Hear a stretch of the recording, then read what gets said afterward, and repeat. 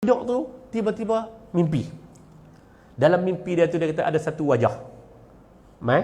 Dan kemudian dia ubah tajuk. Dia sebut ada satu wajah yang datang.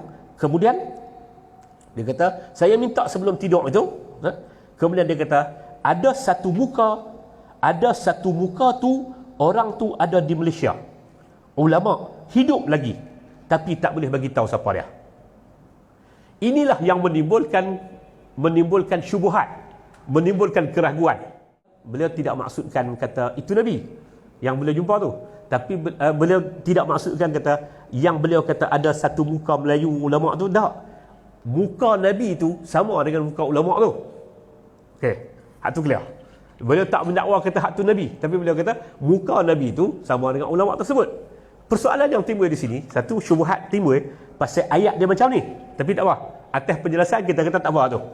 Cuma persoalannya tuan-tuan, apa persoalan dia? Persoalan dia macam mana dia tahu kata kawan tu Nabi?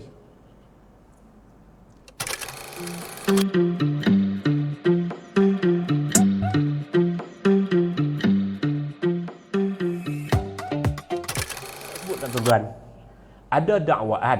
Saya tengok hak 30 minit, saya tengok hak dijelaskan, hak dipendekkan. Hak di 1 minit lebih tu, dan saya tengok juga hak 30 minit, hak penuhnya.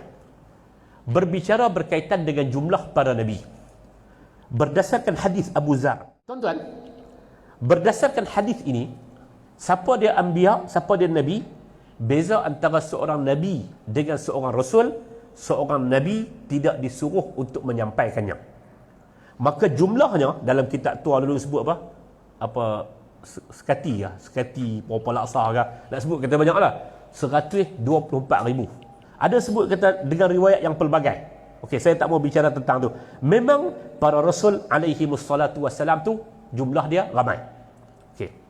Yang kedua, pendakwah ini menyebut kata Muhammad adalah rasul yang terakhir. Dan itu disebut dalam Al-Quranul Karim. Nabi Muhammad yang diisytiharkan dalam Al-Quran adalah Nabi yang terakhir, bukan Rasul yang terakhir. Nabi yang terakhir. Surah Al-Anbiya yang Allah Subhanahu wa taala sebut, "Ma kana Muhammadun aba ahadun min rijalikum walakin Rasulullah wa khataman nabiyyin." Tidaklah Muhammad itu menjadi bapa kepada mana-mana lelaki di kalangan kamu, tetapi dia adalah khatamun nabiyyin. Walakin Rasulullah, akan tetapi dia adalah Rasul Allah, utusan Allah, wa khatamun nabiyyin, dan penutup segala para nabi. Istilah yang digunakan dalam surah Al-Ahzab itu adalah khatamun nabiyyin, penutup kepada semua nabi. Tak ada nabi dah. Tak ada nabi. Dan ketika mana Nabi SAW sebut, kalau sekiranya, Nabi tak kata ada Rasul, tetapi Nabi kata sekiranya ada nabi setelah aku, maka nabi itu adalah Abu Bakar bin Siddiq, adalah Umar bin Al-Khattab.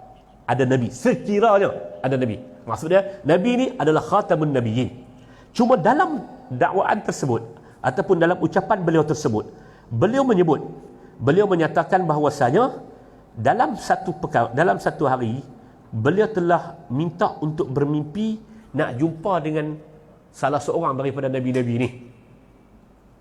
Nak jumpa dengan salah seorang daripada nabi-nabi ni. Maka dia kata malam tu dia pun tidur tu tiba-tiba mimpi. Dalam mimpi dia tu dia kata ada satu wajah.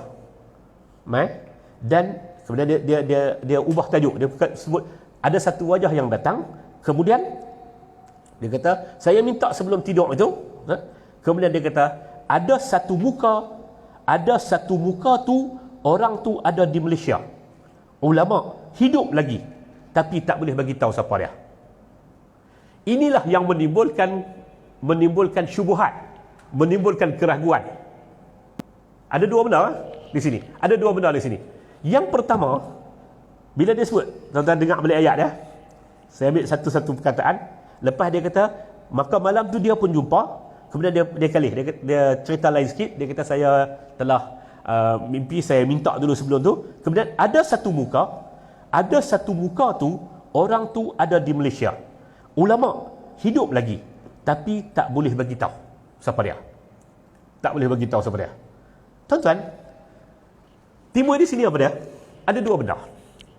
Yang pertama, beliau menyebut kata dalam satu suara, beliau tidak maksudkan kata itu Nabi yang beliau jumpa tu, tapi beliau tidak maksudkan kata yang beliau kata ada satu muka Melayu ulama tu, tak.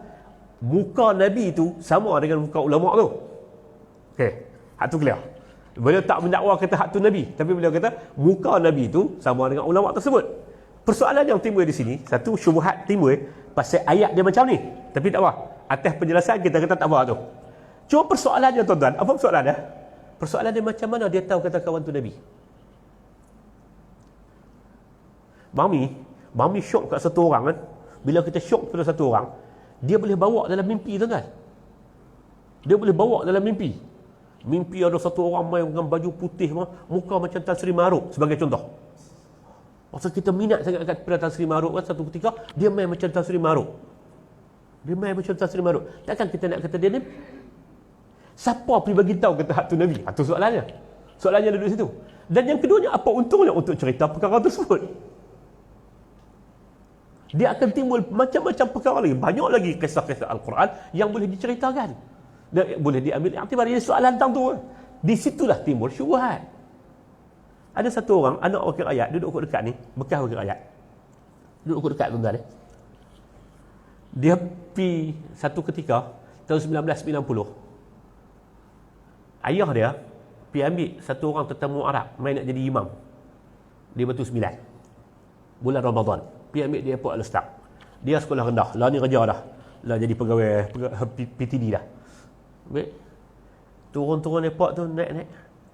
Dia pegang tangan ayah dia. Tengok kawan tu tinggi, agak meluk dengan janggut panjang tu. Sampai berhenti di hotel, dia tanya kat ayah dia, "Ayah, ni Nabi Muhammad ke?"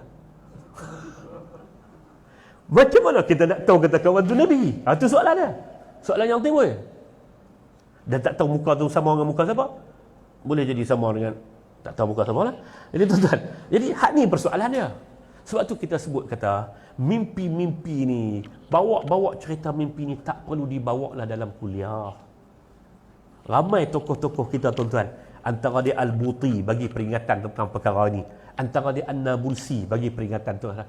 Perkara mimpi ni tuan-tuan, kalau kata dia sebagai busyra untuk kita simpan rapat-rapat, sebab dia akan timbul macam-macam cerita. Dan bila kita bawa cerita-cerita mimpi, akan ada dakwaan-dakwaan yang lain. 124,000 orang mampu. Ada ramai lagi. Baru seorang. Mampu pula sebut-sebut kata, nampak macam orang kampung saya. Bangli pula kata, muka macam orang sik sebiji. Kacau kita. Jadi tuan-tuan, sebab tu kita sebut, benda ni, dia akan timbul tasaulat. Persoalan-persoalan yang seterusnya. Jadi saya rasa banyak masa. Jadi mudah-mudahan sedikit, bukan penjelasan tuan-tuan, sebagai satu komentar terhadap apa yang sedang berlekar di kalangan masyarakat kita pada hari ini. Tuan-tuan